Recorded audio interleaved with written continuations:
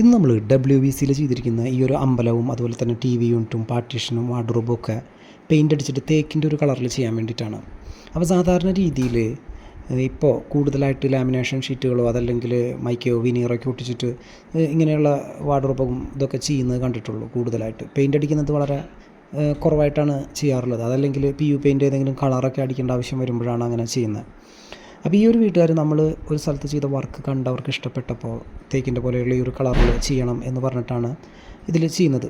സാധാരണ നമുക്ക് തോന്നും പെയിൻ്റ് അടിച്ച് ചെയ്യുമ്പോൾ ലാഭമായിരിക്കുമെന്ന്. ലാഭമാണെന്നൊന്നും പറയാനായിട്ട് പറ്റത്തില്ല.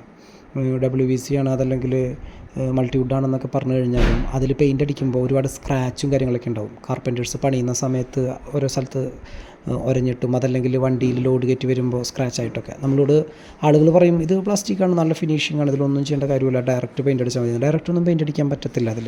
കാരണം പ്ലാസ്റ്റിക് പ്രൈമർ അടിച്ച് അതിൻ്റെ മുകളിൽ ഫസ്റ്റ് കോട്ട് പെയിൻറ്റോ അല്ലെങ്കിൽ പ്രൈമറൊക്കെ അടിച്ച് കഴിഞ്ഞാൽ തന്നെ കാണാൻ പറ്റും ഇതിന് മുകളിൽ ആകെ സ്ക്രാച്ച് ആയിരിക്കും ഉണ്ടാവുക.